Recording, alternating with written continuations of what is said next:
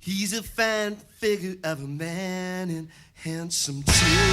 Hello everyone and welcome to this video. Now today I'm going to be doing an album review. You're going to be taking a look at this record here by Elvis Costello and the Attractions. It's Blood and Shot Club. So yes, I'll just be doing my usual thing in this video, giving a bit of background information about the album, then showing you my vinyl copy of it here, and then looking at each of the album songs in detail. So this was Costello's 11th studio album in 9 years, so it had been an incredibly productive run of albums. This was the second album he released in 1986, in September of 1986. Now the previous record, King of America, had been his biggest stylistic departure to date, working with American producer T-Bone Burnett and a range of accomplished session musicians. Now, by contrast, this album was recorded King of America. King of America took the best part of a year to record. In contrast, this album took a matter of weeks, and seen Costello reunited with his longtime band The Attractions. So apparently this was as a result of, I guess perhaps just wanting to get back to kind of basics, I guess, after King of America. But also apparently his American record label were desperate for him to, and I quote, make albums like he used to make, so kind of this year's model Armed Forces kind of style.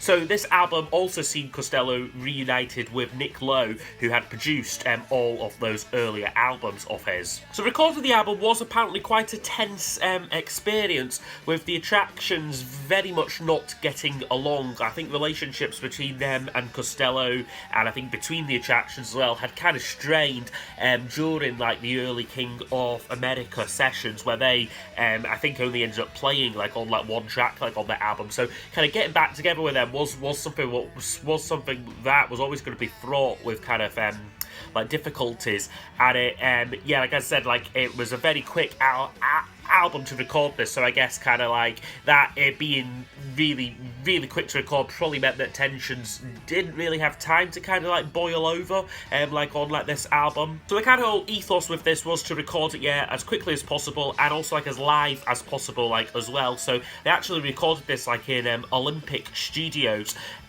quite a historic studio where the likes of the Rolling Stones, I think, had recorded. I think a lot of Decca artists recorded in Olympic, and basically they recorded this album using their live kind of concert setup, so kind of playing at the volume that they would be playing at if they were doing a show, which was quite an unconventional way to record kind of music in a studio. It's also quite telling that this would also be the last album he would work with the Attractions on until the mid-90s. I think it was 90, well, I've got down 94 here, but I think it was even later, maybe 96 by the time they did All This Useless Beauty, I think was the next one he did. So yeah, very much the kind of last gasp kind of thing of the Attractions. Commercially, however, this album did do relatively poorly, so it reached number 16 on the charts in the UK and number 84 in the US, and it was his lowest charting album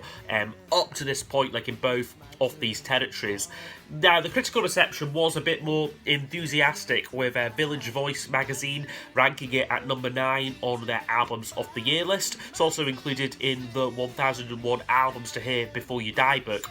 However, Rolling Stone magazine were more critical of the album, saying that he still doesn't have complete confidence in the songs, which I think is a bit disingenuous. But anyway, it was mostly an acclaimed album, and I think today is often seen in that kind of upper echelon of Costello albums. Now, the tour to promote this album is also definitely worth a mention. So it was entitled Costello Sings Again. I think this must have been his first tour for at least 2 or 3 years, and basically in each city they went to, they would perform at least 3 shows. So one show would be with the Attractions and centred around this Blood and Chocolate album. Another show would be with a different lineup of musicians called the Confederates. I think a lot of them the players from the King of America album, and again would be largely centred around that album. And then a third show would be called the Spectacular Spinning Songbook, where basically Costello had a massive kind of Wheel of Fortune thing, and you get members of the audience up to spin it and basically actually get a song kind of picked for them. Like, so this led to some, very kind of like quite spontaneous set lists, like lot of different songs played, and like quite a huge like undertaking kind of thing, performing kind of like 3 shows like in like every city. And Costello would describe this tour as financially suicidal. So I will now show you my vinyl copy of the album here. So this is a original UK pressing of it. Packaging maybe isn't anything to write home about. It's just kind of bog standard cover there. This painting here, I'm not sure who did this painting. I don't think it was Costello himself. I don't think he's down as much of a painter. But there's the back of it there, just with the attractions there on it. And then you've then got the inner sleeve here, which has just got all of the lyrics to the tracks. And this is just on his, I think it's his own label, this, IMP Records, I think is what this one is on, but I'm not 100% sure. It's quite hard to make out there. Because after this album, he would sign a contract with Warner Brothers Records. So this album is often seen as kind of the closing out of the kind of early era, like of Costello, like the first 10 years kind of came to a halt with this album. Okay, so I'll now go over each of the album's tracks in detail. So I'll score each track out of 10, and then use those scores to give us a overall percentage marking for the album. Blood and chocolate. Okay, so it kicks off with Uncomplicated, which is a really, really good album opener, I feel. Very kind of grungy kind of sounding song, this one here. Very much based on, I think it's just based on like one chord for like the most part. And this really kind of relentless kind of driving like rhythm. It's a very powerful, like opening statement like to the album. Perhaps for me though, I guess my only slight fault with this is I think it would have packed more of a punch if it was a bit shorter. It does feel a little bit like it goes on a little bit too long. I mean, it is only about 3.5 minutes, but I just feel this track would be much more suited to a kind of no action, welcome to the working week, kind of length. But it is a very good opener though. So yeah, Uncomplicated for me would get a 9 out of 10. And I hope that you're happy now. Okay, the second track up is I Hope You're Happy Now. Now this is one of the more upbeat and arguably kind of poppy sounding tracks on the album, but lyrically is a lot more darker, basically about the kind of bitterness, I guess, like at like the end like of like a like relationship, and kind of like sort of like I hope you're happy now that you've kind of like left me kind of thing, like is a vibe like off like the lyrics. This is a song that kind of followed Costello around for a couple of years. So this was originally attempted actually during the Goodbye Cruel World sessions, in a kind of slightly more slower, kind of more chilled out sort of version, and then it was even performed live, like when like they were promoting that album like in like America. There's a live sort of television appearance of them doing this song like in 1984, which is quite like interesting to see. I mean, it's certainly a track for me that you could really imagine having been a kind of old school Costello track, kind of slotting right there on something like this year's Model for me, like both in terms of its sound but also its kind of like lyrical kind of like viewpoint. It's a really catchy track, and features some great swirling organ from like Steve Naive on it. It's all round a great song, a Costello classic, and for me should have been one of the singles. We'll get to the singles again like a bit, and they were slightly puzzling choices, I have to be honest, but I think this could have been a hit like under like the right circumstances. So yeah, great track by a 10 out of 10. What do we care if the world is a show? Okay, next up is Tokyo Storm Warning. Now this was the lead-off single for the album, so I've got the 12-inch for it here. Now this is a quite a Dylan-esque song, very Bob Dylan-like. It's kind of a rambling track, lots of verses, quite political lyrics, a bit of a kind of classic kind of protest song kind of images and sort of like references he kind of throws into this track about world events. I think he mentions things like the Falklands War and mentions like the KKK. It's been described by Costello as a thug's nightmares travelogue, and it was apparently kind of recorded like in like a single take. And musicianship is great like on this track. For me, it is just a very puzzling choice to choice to have released like as a single, and it was rewarded with a chart placing of number 73 in the UK, which again I think must have been one of his lowest charting singles I got to like this point. So yeah, it's not a favourite of mine. I probably like it more now I've kind of got to know the album a little bit more, like kind of thing, but it's still not a favourite of mine. I still think it goes on for far too long, and it's just it's like an average song for me. So Tokyo Storm Warning, yeah, we'll get a 7 out of 10. Home isn't where it used to be. Okay, but then we get possibly my favourite on the album, which is Home Is Anywhere You Hang Your Head.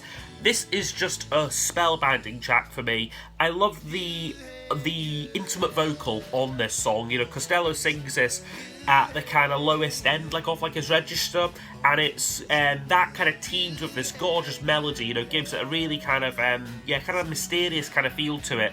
And it's a kind of it's a great lyric about the kind of effects like of jealousy and sort of like loneliness, and the sort of like the the kind of like the desperation like this can bring. He says like, you can't sleep at night and she haunts you when you go to bed, when you're tired of talking and you can't drink it down, so you hang around and drown instead. So it's incredibly bleak lyrically, but it's also got this kind of a real sense of melancholy to this song here, and like this bleak kind of image, like in like the chorus of home, I guess, rather than being a kind of place of comfort, you know, it's a kind of place to kind of hang your head in kind of sadness and that. So it's a really good song, it's very emotional, and I don't think it goes on too long either. Again, it's kind of stretching it out there about kind of 6 minutes like in length this, but I think it works really well. It's got some nice kind of tape loops like at like the end of it, so this is one of the more kind of produced and multi-layered tracks like on the album, and I think it works really well. So yeah, a 10 out of 10 there for that one. I want you if you need a second opinion. Okay, now we close off side one with another one of the singles, and probably the most well-known and most acclaimed track on the album. It's I Want You here. Now, this for me has never been a favourite Costello track of mine. I've never really gotten on with this song. I just find it far too repetitive and overindulgent and quite self-pitying, personally. The vocal, production-wise, it's good, you know, it's kind of, again, this was one, a bit like Tokyo Storm Warning, recorded in like a single take, and it's got a very intimate vocal sound on it, you know, which really adds punch to the song, and it kind of, feels quite a kind of claustrophobic, like, kind of track. But for me, it goes on too long. It's too repetitive, you know, it's kind of just, like every second line is like, I want you, and then some kind of variation on that kind of theme. So this is probably going to be quite a controversial opinion, but it is one of my least favourites, like on the album. Certainly, it is one of Costello's most well-loved songs now, but at the time, like as a single, again, it didn't perform particularly well, charted at number 79 in the UK. So I Want You there for me would get a 6 out of 10. Well, you better make up your mind. Honey, are you straight? Okay, but now we flip over the album. Side 2 kicks off with a little song called Honey, Are You Straight or Are You Blind? So kind of side 2 like as a whole actually was apparently recorded in kind of separate sessions. I think there was maybe about like a week or something separated them, and they were kind of dealt with kind of almost separately kind of thing. So side 2 is more kind of like leftover tracks, like sort of thing, or things that I think they maybe tried, say during like the King of America sessions, but maybe didn't quite work out. But this one I think is a new song, a kind of unique track they kind of recorded, sort of like started afresh, like for this album. This one for me is possibly the weakest like on the album. I'm still giving it a 6 out of 10, but I would say this is a worse song than like I Want You. It's got this kind of playful organ what kicks it off, sounds a bit like a kind of cheesy game show theme kind of thing, but then I guess once the drums come in it does gain a bit of integrity, but it just doesn't do much for me, this song here, and it's just a basic kind of rock and roll kind of feel, this one here. It doesn't really do much for me personally, so Honey, Are You Straight or Are You Blind will get a 6 out of 10. When it's my turn to talk, your turn to think, Okay, and then we get another one of the album singles, I think the third and final single from the album, which we've got here, which is Blue Chair. Now, this is easily the best single they released from the album. It's one of Costello's most melodic and most McCartney-esque songs, which is quite interesting considering that, about a year after this album came out, he would be writing with Paul McCartney. This album version here, though, it has got a great production. It's got these great tubular bells on it, which give it a very distinctive kind of sonic kind of feel to it, which Costello said was inspired by Prince's Raspberry Beret and the Bangles' Magic Monday, which you can definitely hear on this track here. It's just got this quite radio friendly kind of feel to it, I'd say. It maybe goes on a tad too long though, like some of the tracks on this album. He kind of then gets into this kind of thing of just repeating this down in the Blue Chair kind of chorus. So that is maybe the only criticism, but for me it's not enough to dodge a point, so it's still getting a 10 out of 10 for Blue Chair. But that is strictly the album version. The single version, of the song, I've really got no idea, what Costello was thinking with this single version, to be honest, because this is the earlier King of America kind of version, or kind of one that they tried out during those sessions, and I think this is a mess. Production-wise, it's a mess. You've got an overbearing drum part on it, and it just wrecks the melody. It just completely lacks a kind of melodic charm, off the reworked version of it. And this would, I think, rightfully prove to be another flop single, charting at number 94, in the UK. But I think that if they had chosen, say, the album version, he could have had another hit, under his belt. Maybe not, certainly not a top 10 hit, but maybe a top 30 or top 40 hit, because it is a great song. But I just think that this single version certainly doesn't do it any favours. But I am reviewing the album, and the album version is great, so that's getting a 10 out of 10. He's a battered old bird, and he's living up an evil. Okay, next song up on the album is A Battered Old Bird. Now, this is another favourite of mine. It's a bit of a slow burner, this one here, both in terms of the kind of speed, off the song. It is very much a kind of slower ballad, but also just the fact that I guess it maybe did take a few listens to really grow on me, but it is a very, very, very moving song, this one here. Lyrically, it seems to be about a kind of, a child, trying to find their feet, in the world. He sings lines well, here's a boy, if ever there was, who's going to do big things, and that's what they all say, and that's how the trouble begins. And Costello said that with this track, he was inspired by his sort of childhood home, where there was sort of other tenants kind of living in the building, and it sort of talks about different characters in it, the landlady's husband, and I think there's a talk about a maid in it as well. So it's a really, again, it's a long song, it goes on a bit, but I think it's got a kind of sense of gravitas about it that it kind of feels justified being that length. Now, this is another track on the album which went through a few different iterations. Again, this is one that might well be from the King of America sessions, but originally it was much quicker. They were going for it frantically. It felt almost a bit like the House Martins kind of thing, it had this real kind of jangle feel to it. And as much as I like that kind of music, it just didn't work with this song. It just felt like they were rushing through it, and it was just completely missing the point of the song. So again, this is one where we're kind of going through different sort of trial and error with the song that really worked, and I'm glad that they arrived at this kind of slower ballad arrangement for this song. So Battered Old Bird for me will get another 10 out of 10. Great song.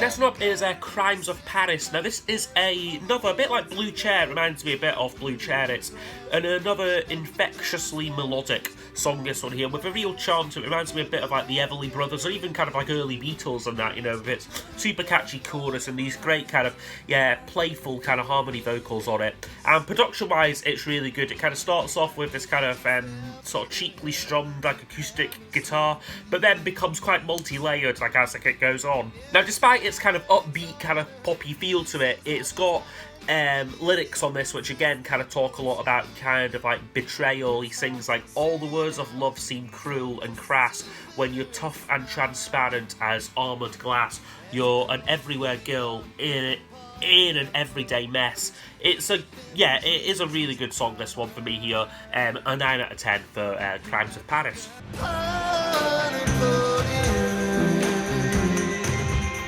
Okay, and then the penultimate track is a Poor Napoleon here. So this one is a slower, more kind of experimental kind of track. This one here, it's kind of got I think there's a few more synthesizers like on like this track here. You've got Costello's then girlfriend Kate O'Riordan doing a kind of spoken word kind of vocal like over it. So it gives us this real kind of mysterious like kind of like feel like to it. Again, it's kind of about kind of like an affair that someone has kind of based on kind of lies like and deceit. He sings like, I can't lie on this bed anymore, it burns my skin. You can take the truthful things you said to me and fit them on the head of a pin. So Costello's songwriting is still really like on point like with this song, but for me it's just not a favourite track of mine. I just don't particularly like the kind of like the arrangement they went for like with this track, and yeah, it just doesn't do a whole lot for me. So yeah, I would give Poor Napoleon a 6 out of 10.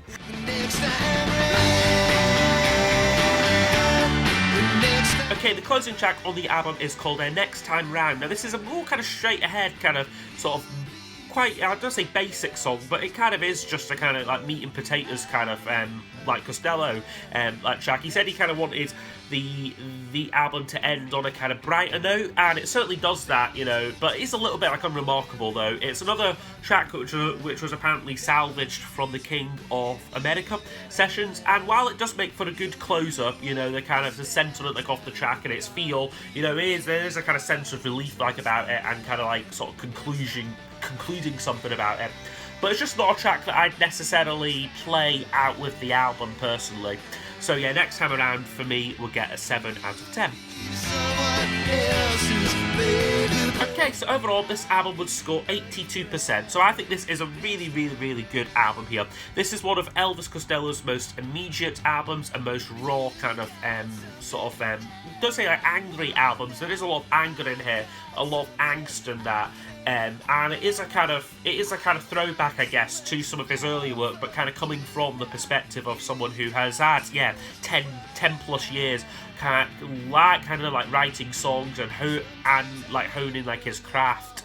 There's a lot of passion like in like these lyrics and the performances as well. I think kind of recording it very quickly really works, you know. It's certainly not an overproduced album, and it still sounds rather fresh as well, you know. A lot of the production choices on here, you know, doesn't feel like a 1986 album like by any means. I think what maybe lets it down a little bit is some slightly over-indulgent tracks, so things like Poor Napoleon, I Want You, and Tokyo Storm Warning, I'd kind of throw in there like as well, you know, just a couple of singles which are just were like a little bit puzzling, like as kind of like kind of choices like to like kind of release to showcase the album. I think there's I think this album's strength is it's emotional intensity, but also just the fact that he is kind of almost kind of going back to his kind of new wavy kind of roots like as an artist and writing very melodic, very clever songs and lots of kind of clever wordplay in them, and very catchy melodies like as well. So yeah, that's been my review of Elvis Costello